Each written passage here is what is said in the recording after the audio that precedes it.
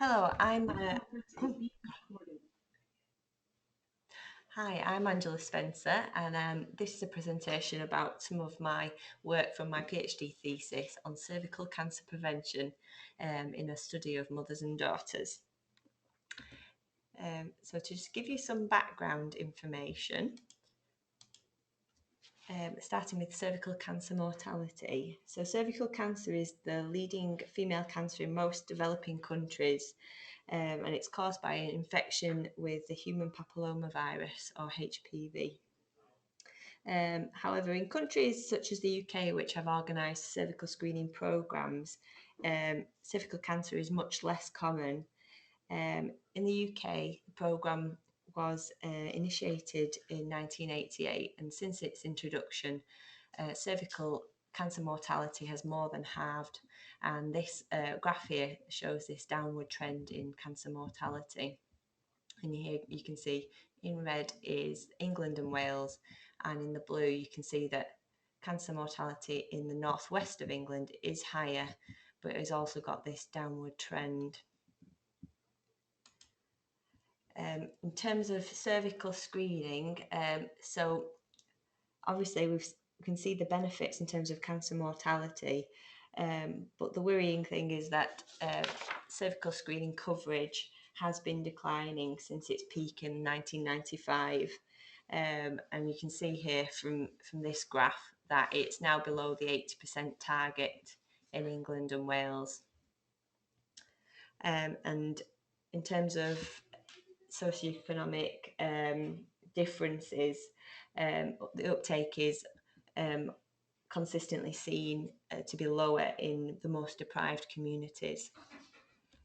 Here's a map of England and Wales, and you can see that the inequalities in uptake. The darker blue shows higher cervical screening coverage, with the lighter blue much lower screening coverage. So you can see the variations there regionally.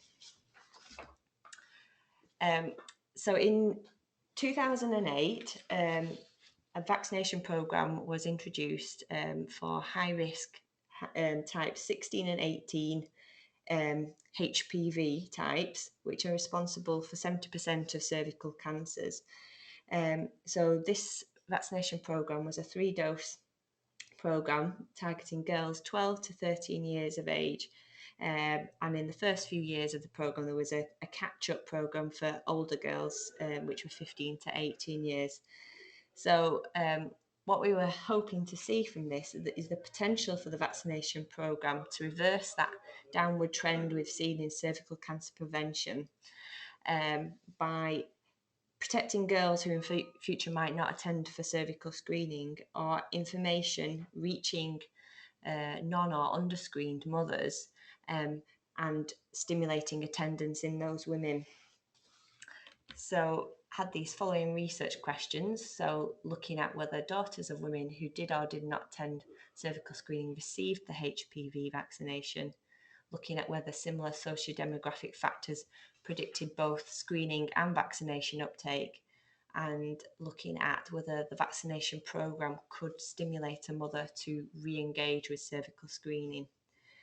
And then there was a separate qualitative component looking at what factors in the HPV vaccination programme are instrumental in encouraging under-screened mothers to attend for cervical screening.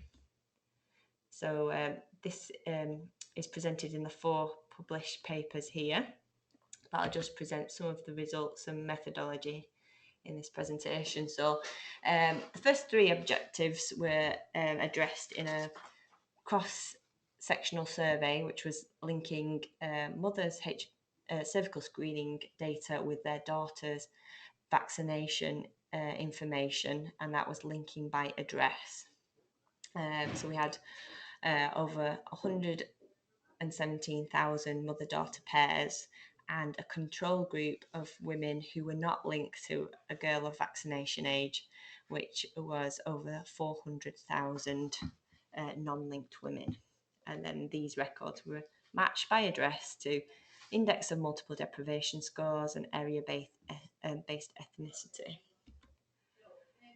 So the results in terms of addressing that first research question, so did daughters of women who did or did not attend cervical screening receive the HPV vaccination? So what I found was an association with women who attended screening in the last 5 years were more likely to have daughters that had initiated the vaccination programme and completed all 3 doses. So it suggested that women who didn't attend screening were less likely to have vaccinated daughters. Also, women who decide to remove themselves from the screening programme, so you can make a personal decision to remove yourself from the screening programme, they were less likely to have vaccinated daughters than those who had been removed for medical indications. So a medical reason might be a hysterectomy. So obviously these are just associations, but a reason for that could be that women who don't see the screening programme as appropriate for them may also not see the vaccination programme as being needed for their daughter. Another association which was seen in the data was that women were more likely to have vaccinated daughters if they had had an abnormal smear test result. So if they'd had a moderate or severe result, their daughter was more likely to receive the vaccination. Again, that could be because women have seen the implications and value of screening in identifying abnormal results and also see the value in the vaccination programme for their daughter. So we already know there's a role for mothers in consenting to their daughter's vaccination. And we know that because the information is sent home to parents and it is often the mother that will complete that on behalf of their daughter. The concern from this initial analysis was that daughters of mothers who aren't screened for cervical cancer are less likely to engage with the vaccination programme. And obviously that could put mothers at the centre of future health interventions to improve both vaccine completion and cervical screening attendance. So looking at the second research question, whether similar socio-demographic factors predict both vaccine and screening uptake. So obviously from previous studies and also shown in this data, deprivation was associated with screening uptake in women in general and mothers. So the most deprived groups are less likely to be screened. But in terms of looking at vaccination, we found that in terms of initiating the vaccination programme, so receiving at least 1 dose, that wasn't associated with deprivation. So that suggests some kind of potential for the vaccination programme to be resistant to the same association with deprivation. However, when looking at vaccination completion, which is the second column in this table, so these are adjusted odds ratios, you can see that there is an association with deprivation. So the most deprived quintile were least likely to complete the vaccination programme and receive all 3 doses. Also, we found that by looking at mother-daughter pairs, so the pairs that failed to engage with either screening or vaccination, these were most likely to be from the most deprived quintile. You can see quite a strong association there.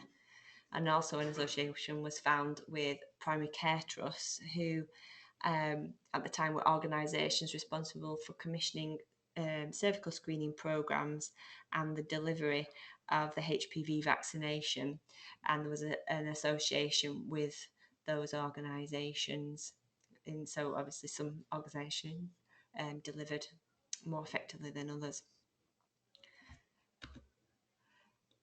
So what we've seen is that despite the organised call-recall system for cervical screening, we know that inequalities in participation still persist.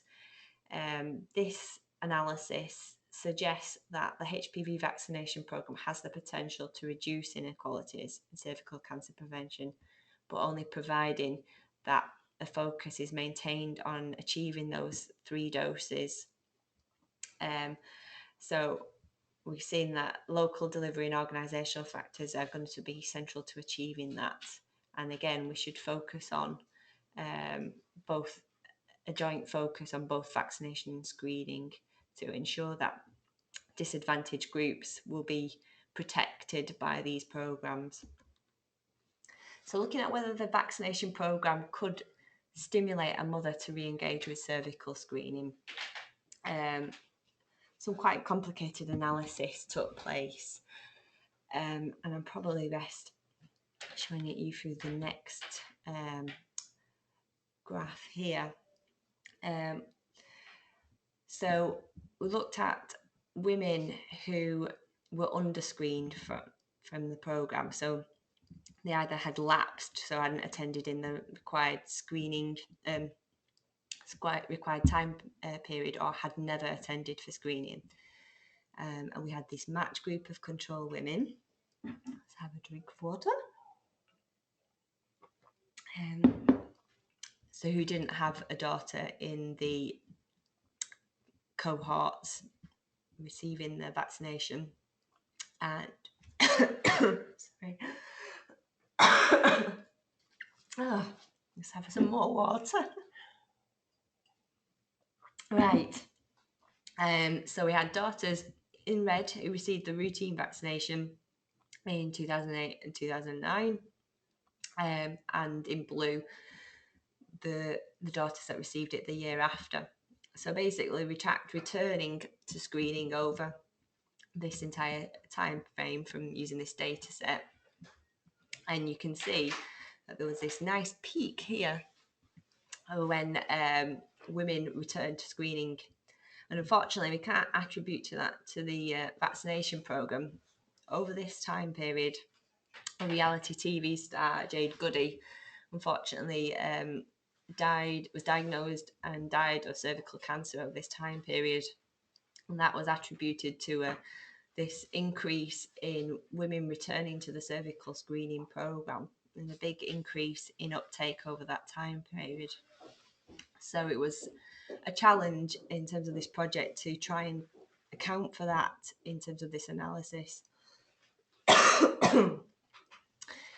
So these lines here represent the time periods when the vaccination programme was being delivered. And what we found after controlling for this other time blip was that in general, women who had daughters in these age groups were more likely to return to screening over the entire time period. But also that during the run-up to the vaccination programme and the year of the vaccination itself for their daughter, they were also more likely to attend for cervical screening.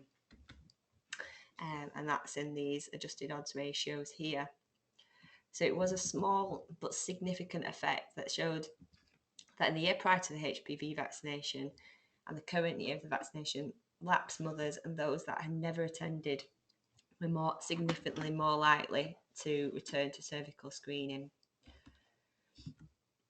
So that obviously shows, although it was a very small effect, it was significant, and it shows the potential of the vaccination programme to stimulate screening attendance in mothers. And this was something which was looked at more closely in this qualitative piece of work, which involved working with two Northwest Primary Care Trusts, in which we managed to recruit 23 women for interview, 10 of whom expressed a positive change in cervical screening following their daughter's HPV vaccination. So these women that made this positive change decision recognised, and this was through semi-structured interviews, they recognised that their daughter's risk of cervical cancer and the need for future screening. They recognised the importance of setting an example for their daughter to follow, and also through having discussion with their daughter about the vaccination programme and what it was actually targeting. It gave daughters a bit more information in that they could then ask their mother about cervical screening and recognise their mother's need to attend for screening. So they became a significant other in reinforcing screening motivation. So just some quotes from some of this work. So some mothers said, they're both like me, they both worry so much. I didn't want them to go through the same thought process. So through thinking about it in the context of their daughter, seemed to make them reassess the importance, not only of the importance of the vaccination programme to protect their daughter from something they experienced, but also to reinforce the importance of screening. So yes, I felt very hypocritical. So this was a mother who hadn't attended for screening, and I was going to get it, yeah, and now they nag me now. They nag me and say, I see you got the letter the other day, Mum. And also thinking about the consequences of cervical cancer. Certainly talked about Jade Goody a lot in pointing out, what can happen, but also talking about it in the context of their daughter's vaccination, thinking about what that means. So wanting to be there as they're growing up, and that they need me as much as I need them. So this sort of reinforced that the daughter's invitation does instigate a reassessment of cervical screening intention in some underscreened mothers. So overall, this work is sort of indicating that the possibility of synergy between both cervical cancer prevention programs in promoting knowledge and understanding in both mothers and daughters, and that the role of the mother could be utilised in health promotion campaigns to promote their own screening attendance and also the daughter's HPV vaccination completion. And yes.